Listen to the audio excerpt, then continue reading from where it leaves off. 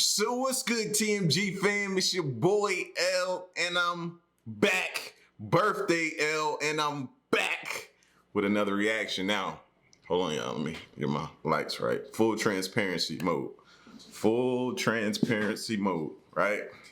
So, I ain't gonna lie, bro. I've been deep in this red cup today.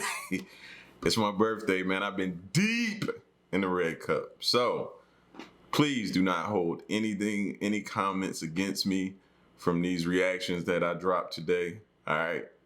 Please don't hold anything against me. You know what I mean? Right now, the fam, they're finishing up. They working right now. Queen's working. The boys is finishing their schoolwork. So I was like, all right, well, I got some downtime. I got to come down here and kick it with my family and chill with y'all for a minute while they doing that. And then after that, I don't know what we doing, but I'm ready for it. All right. So the video we get into, man, is the 5 creepiest unsolved disappearances that need explanations. All right. So if you're new to the channel, hit the subscribe button, light up the comment section with happy birthdays for your boy, October 14th. You know what I mean? L was born. All right.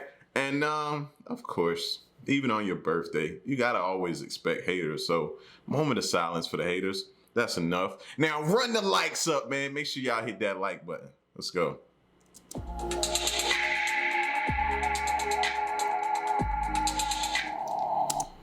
Y'all toast me up. Toast me up. Toast me up. Let me let my camera get back right. All right, toast me up.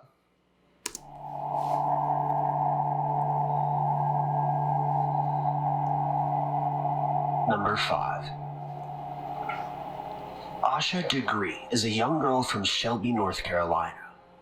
In the early morning hours of February 14th, 2000, for reasons unknown by the family, 9-year-old Asha picked up her book bag, left her home, and began walking along a nearby highway, despite intense rain and wind. Numerous people who passed by that area recall seeing her on that day, though only one person ever turned around to check on her. Though as soon as the person began to approach her, she ran into the woods, never to be seen again. Later that day, an intense search began around the area where she was last seen, though nothing was ever found until a year and a half later, when her packed book bag was discovered near a construction site by the highway which she had been traveling along. The book bag was found to have been covered in a plastic bag and buried in a shallow hole. The bag was sent in for forensic testing, but the results of this test were never made public. After her disappearance, the family posted a billboard around the area where she was last seen, requesting any help or information regarding her whereabouts, but no other useful tips have ever been received. Initially, many family members as well as investigators believed that Asha was simply running away from home, though no one could ever find a reason why she would want to do this, and her young age made this even... Into the woods, though? Into the woods? Now, maybe... Full transparency, I tried to run away from home when I was a kid, but I was running to my brother's house. We lived in Bullitt County. My brother lived in Atlanta. I was leaving Bullitt County to go to Atlanta. That's it. Normally, I think about going to somebody you know. You know what I'm saying? Running in the woods, going out like that, like you're going to be... that don't sit right with me. I don't know. More unlikely. Because of this, it's widely believed that she had been abducted, though this doesn't answer why so many people saw her walking along the highway that day. By 2015, the case had almost run completely cold, though that same year, the FBI announced that they would be reopening the investigation and offered a reward to anyone with information that may lead to Asha's recovery. In September of 2017, the FBI announced that its child abduction rapid deployment team was being sent to the area to assist in her search, but no updates have been released following this announcement. This guy sucked for parents, man. How do you ever go back to a normal life after something like that?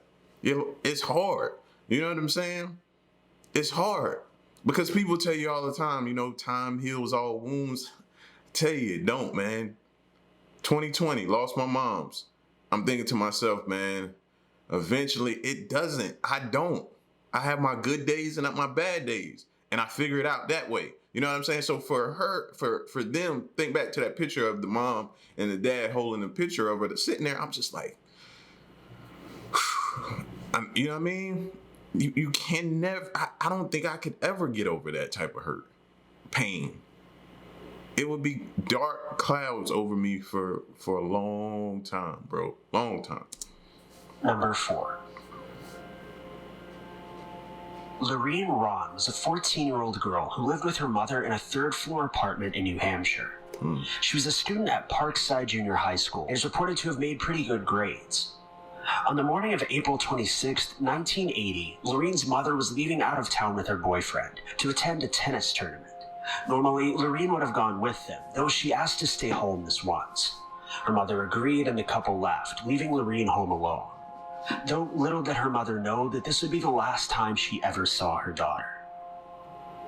Later on that evening, Laureen invited a group of friends over to the apartment, where it's reported that they drank alcohol. One of the friends then said that he began to hear voices coming from the front door, so he left through the back door, assuming it was Laureen's parents. Later that evening, Laureen's mother returned home to find all of the light bulbs leading up to their doorway unscrewed. She then approached the apartment only to find that the front door was left unlocked. What that sound like? Where my movie watchers at? Somebody unscrewing all the bulbs to the lights. What that sound like? That sound like they don't want they faces shown. They want it dark just in case cameras around.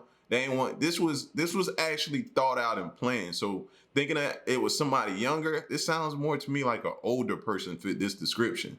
You know what I mean? Then I don't know if this place here that he showed is the actual place, but if it's similar to this, then somebody had to see something, hopefully. Went inside and checked around, and everything seemed normal. She went to Laureen's room and believed to have seen her in bed, so she went to bed for the evening herself.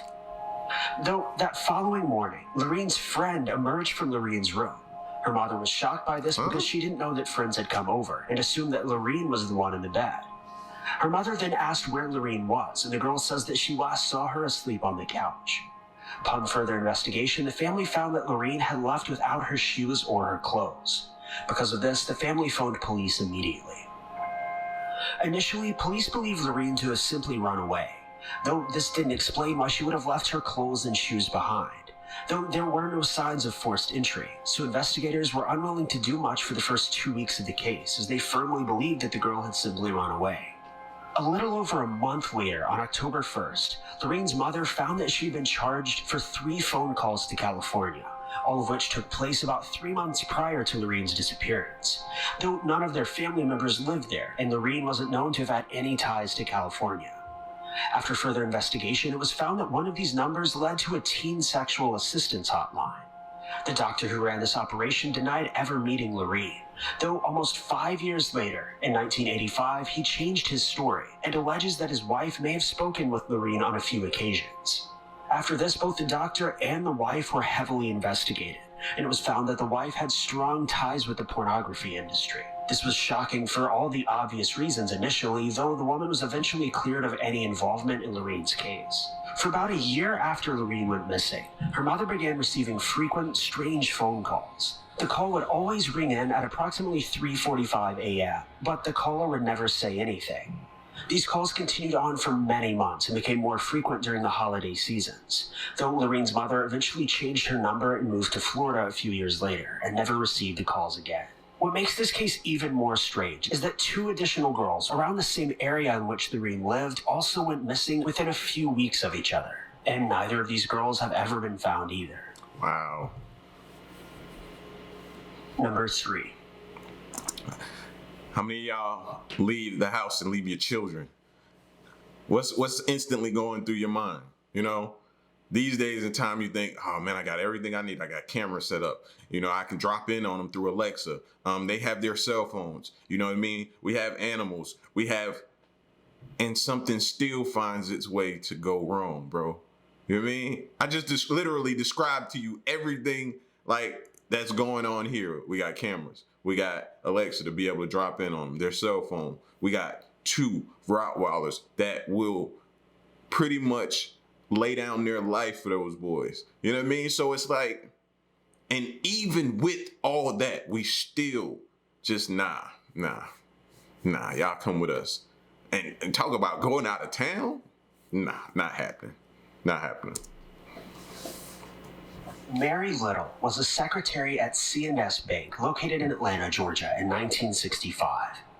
She'd married a man named Roy Little, a bank examiner, just 6 weeks prior to her disappearance. On October 14th, the date that Mary went missing, Roy was out of town as he was training to become an auditor. His plan was to return home the following day, and because of this, Mary was planning a surprise party for him. She purchased groceries for the party after she left work and met with a coworker at a local restaurant for dinner afterward. When interviewed by police, the friend recalls that Mary was extremely happy and was constantly speaking of her married life and how excited she was for her husband's return. The two then left the restaurant, with this being the last time anyone saw Mary Little. Mary was discovered to have been missing the next day when she didn't show up for work. Her coworker, who she dined with the previous night, then recalls seeing that on the day of her disappearance, her car was parked just a couple blocks away from where they ate dinner the night before. When police investigated the car sighting, they found that the car had been caked in red dust, indicating it had been driven on a dirt road for quite some time. Inside of the car, police found bags of groceries, Coke bottles, and a package of Mary's favorite cigarettes. So it sounds like they killed her, dumped her body somewhere down, either maybe a dirt road or something like that, some kind of somewhere, and then came back and parked the car and tried to leave it the way it was and get out of it. Additionally, they also found a slip, panties, a girdle, a bra, and a sock. Most of the items were neatly folded and placed in between the front two seats of the car. Okay, now I'm immediately thinking, who is she involved with? Who she may have been in a relationship with, somebody who has been trying to get in a relationship. I'd immediately go in that direction then. Look at me trying to solve cases. I'm telling y'all, send a cup. But the underwear and sock were on the floor, with the sock appearing to have been cut with a knife. After finding this, police noticed that blood had dripped onto the undergarments and was smeared across the steering wheel and door handle. It was then noted that there was a very small amount of blood, approximately the amount that you would get from a nosebleed. Later testing proved that this blood did belong to Mary. Though, according to police, they believed that this scene had been staged, as the tiny amount of blood appeared to have been unreasonably smeared across odd areas of the car. Police also found an unidentified fingerprint in the blood on the steering wheel. Police then began to investigate Mary's financial situation and found that her credit card had been used numerous times on the days following her disappearance. Additionally, the license plate on her brand new car was found to have been a plate from North Carolina, though she supposedly always lived in Georgia. The plate was then found to have been stolen just days before her disappearance. This was exceptionally odd, as police looked into Mary's car's legal status and found that it had been properly and legally registered and had tags of its own. According to Mary's co-workers, Mary had been receiving strange phone calls during the weeks leading up to her disappearance. According to these workers... So what, did she fake that too? Strange phone calls? Or did they hear her receive these calls or something like that? Like, they totally threw me off with the whole, that didn't make sense. The blood and the way it was smeared, the places it was in the car. So now they checking out her financial record. So now my whole assumption of what I thought could have possibly happened is, no, they done threw me off now. What y'all thinking? They overheard Mary telling the caller that she was now married and could no longer visit the caller, but they never heard her mention any names. Even stranger is that just 8 months after Mary's disappearance, another woman who worked in the same office building was murdered. Finally, and the honest icing on the cake, in the years following Mary's disappearance, all of the information regarding her case and investigative efforts into her disappearance mysteriously vanished from a local police station. The only information remaining is that which was available on public record, or released in newspapers or magazine articles. To this day, no one has ever seen Mary again, and her disappearance remains a mystery. How does that happen? Now I'm thinking you got police involved, somebody who's very, very powerful wanted something done to her. You know what I mean? Maybe she threatened somebody. I thought I turned this off. My bad, y'all. Maybe she threatened him to say she would expose. Maybe she was involved with a judge or you know what I mean? Some kind of prominent figure who's very powerful where she lives, or in that town, or in that state. It gotta be something in order for, records just don't disappear. You know what I'm saying? Records of somebody just don't leave like that, just don't go missing. No, that stuff is accounted for. Nah. They need to open this case back up and start looking at who she might have come across that was some prominent figures and look into them. Some believe that she may have fled to North Carolina to live with a secret lover, though others believe that she was likely an honest woman who was murdered for reasons unknown. Mm-hmm. Number 2. On November 29th, 1980, a man by the name of Granger Taylor, who's an avid ufologist and extraterrestrial researcher, had dinner at a local diner, which he was known to have visited regularly. On this same night, hurricane-force winds were beginning to blow in, eventually leaving multiple neighborhoods without power, causing mass hysteria. Eventually, Granger returned home on that evening. He then left an odd message for his parents in the family's barn, which he also used as a work area for tinkering on electronics and gadgets. His letter read, "Dear Mother and Father, I've gone away to walk aboard an alien spaceship, as recurring dreams assured a 42-month interstellar voyage to explore the vast universe, then return. I'm leaving behind all of my possessions to you, as I will no longer require the use of any of them. Please use the instructions in my will as a guide to help. Love, Granger." On the back of this letter, his parents found a strange map of Waterloo Mountain, which was located about 20 miles away. After writing this letter, Granger is believed to have gotten into his pickup truck, driven into the storm, with neither him nor his truck ever being seen again. Number 1. Nicholas Barclay, aged 13 at the time of his disappearance, was last seen playing basketball with a group of friends in San Antonio, Texas, in June of 1994. He called home and asked for his mother to pick him up, though she was asleep at the time and Nicholas's brother refused to wake her. Following his call, Nicholas was never heard from again. According to Nicholas's mother, Nicholas was a very troubling boy. He would often hit her, curse at her, and leave the home for more than 24 hours, with her having no idea where he had been. Because of this, his mother asked for her brother to move in with him to try to keep him under control, believing that a positive male figure in his life may help his attitude. According to his mother, he had several run-ins with the law in his most recent years, and had a court hearing on June 14th, the day after he disappeared. Police believe that this may have been why he never returned home. Following this, police began to investigate Nicholas's own family as possible suspects in his disappearance. It was then that they learned that his mother was heavily addicted to heroin at the time that he disappeared, and his brother was addicted to cocaine on or around the same time, eventually dying of an overdose in 1998. So right there, that lets me know violence is probably, you know what I mean, happening a lot in that home. Because you see people, if you've never been around people or seen people on those type of drugs, you know, when they're stressed out, violence. When they're you know, anxious and you're getting away of them trying to get to their next high, violence. It's violence. So whatever that kid, well, something happened. I think they're right at looking at the family. Definitely. He had been considered one of the most possible suspects. Because of his death, the case ran cold in 1998. Nicholas has never been heard from again, though there have supposedly been a handful of reports of individuals matching his description living in the San Antonio area. The possibility that he ran away from home and simply started a new life is highly feasible, according to investigators. I think people forget how hard it is to run away. I sure had to learn the hard way.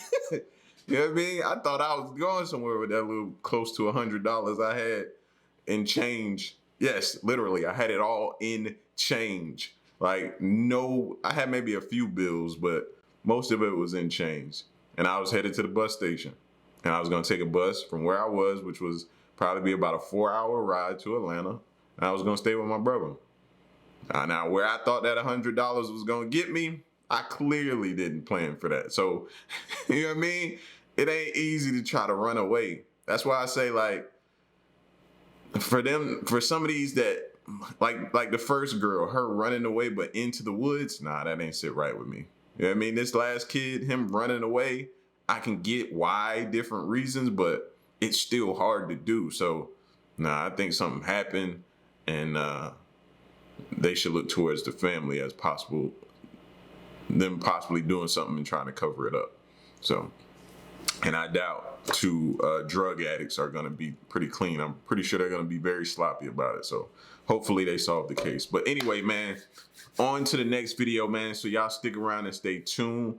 And who knows, man? Later on tonight, I may hop on live for a little birthday shenanigans. So y'all stay posted. Maybe, I don't know, I might get too messed up before I get a chance. And if not, I'll see y'all tomorrow. All right, so another video, on to the next video. It's your boy L. To the next reaction. I'm out. Peace, y'all. Stay silent. Ayy.